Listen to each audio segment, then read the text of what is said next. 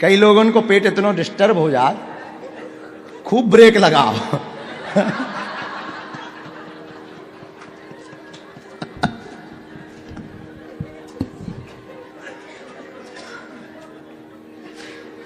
अब ऐसी बात बोलेंगे, कोई सुनेगा कहेगा बड़ा पगला आदमी है। ऐसी भी कोई कथा होती है क्या? और कोई महात्मा सुने वो तो त्रिशूल लेके दौड़े। जी कथा अगर तुम अपने घर वाले ना सुना दो कि जी कथा सुन भी गए थे, तो वो कहेंगे तुम हगने मूतने की कथा सुनने गए थे।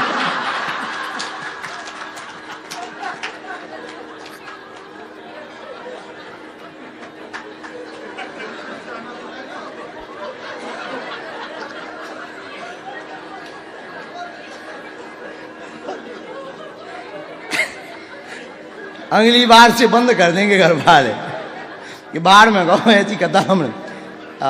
अच्छा, बल्कि ये घटना सबके साथ प्राकृतिक ही घटती है। हमारे गांव के आए कल से, अभी तक वो ठीक रहे, सुबह से उनका पेट ही डिस्टर्ब होगा। अब बड़ी अच्छा, इसमें बड़ा खतरनाक, सबसे खतरनाक है पेट। पूरी दुनिया के आदमी कमाते किसके लिए हैं? और इसका सिस्टम इतना खतरनाक है, कितना ब्रेक लगाओ, जब भीतर के फाल्ट हो जाए सिस्टम, फिर तो ये परम सुख नजर आता है कि भैया बाथरूम कहाँ है।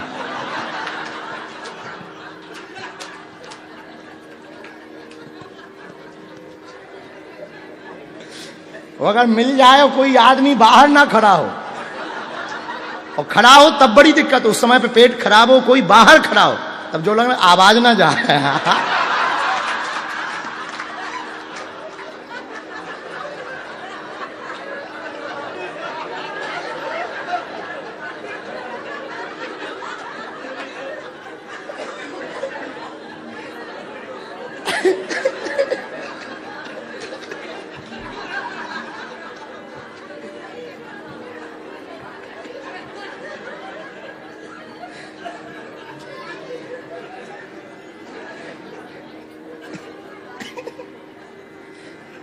कई बार ऐसा होता है, मतलब मोटरसाइकिल जैसी आवाज है।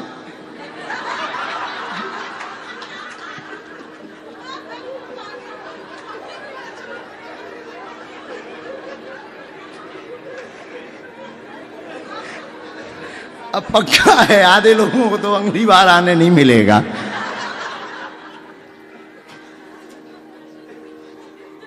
श्री राम, जय राम। हे जगन्नाथ महाप्रभु क्षमा करना। ये कोई बड़ी बात नहीं। खैर वो सब जानते हैं, ये कोई बड़ी बात भी नहीं, नेचुरल बात है। भगवान बीमार पड़ जाते हैं।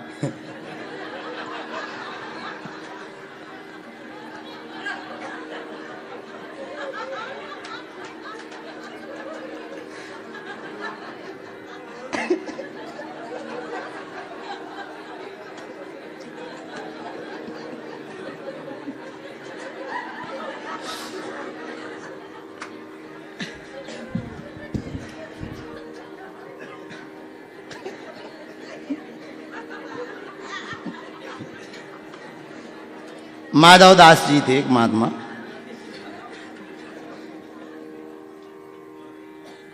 बीमार पड़ गए। वो अच्छे भगत थे ठाकुर जी के, जगन्नाथ जी से खूब बात होती थी। बीमार इतने पड़ गए कि वो खाट से उठ ही ना पाए।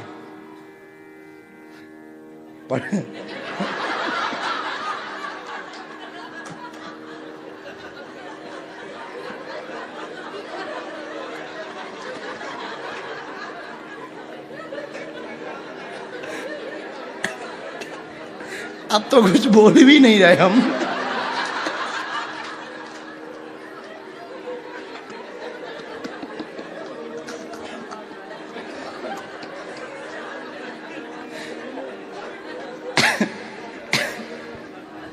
सीताराम को भैया भजन गाओ।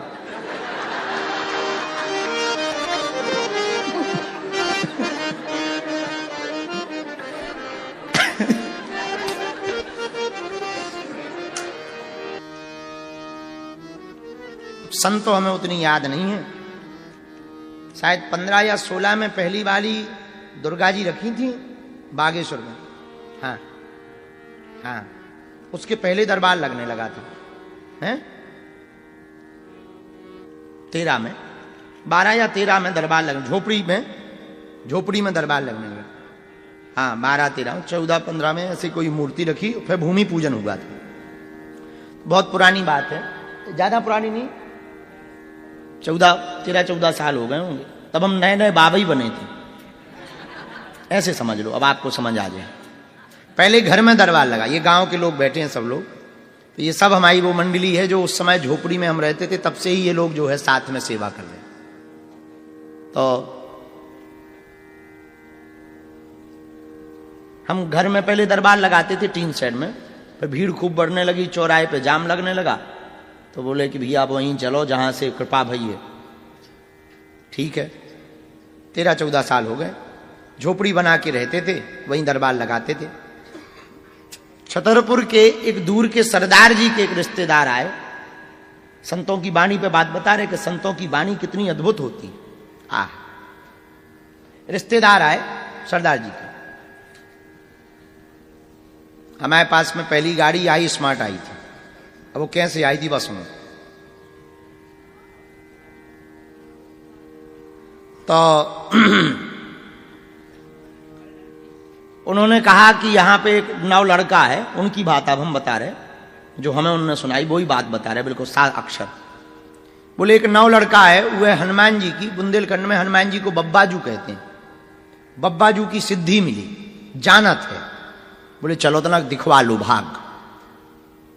तो वे आए हमारे पास, झोपड़ी में नंबर लगाते, बरदान सिंह जैसे लोग थे, रजिस्टर लेके बैठते थे दरवाजे पे, को हाँ जी आ जाए, तो पहले ही ब्रेक लगा देते, बैरिकेटिंग कर देते। तो 2-3 लड़के लगे रहते थे, नंबर लगाते थे, उस वक्त भी नंबर ही लगाते मिलने के, रजिस्टर में नंबर लिखे जाते। तुम लोगों ना तो सब याद ही हुई है, रिक्की, सनी, दीपू, कुछ दिन दीपू ने नंबर लगाए। तो रजिस्टर में नंबर लिखते, तो वो आए मिलने, बिल्कुल सत्य बात बता रहे हैं हम आपको। हम बैठे थे तखत में, झोपड़ी के कोने में लकड़ी जिस पे पूरी झोपड़ी बनी थी घास फूस की, उसी के कोने में टिको भाव तखत रात।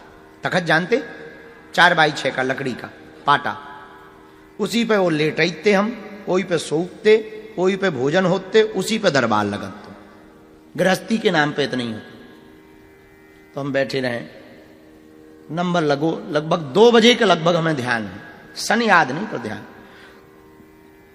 वो आए, अच्छे गोरे नारे थे, बढ़िया बढ़िया खुशबू आ रही थी शरीर में, बड़े अच्छे कपड़ा पहने थे, खुशबू आ रही थी, तो लगे कि अच्छे सब घराने के हैं। बढ़िया वाइट शर्ट पहने, बढ़िया पैंट पहने, हल्की हल्की दाढ़ी, और वो भी सेट। तो बैठ गए वो, हमने पेन कागज लिया, हमने कहा लिखा जो भी होता है क्रम।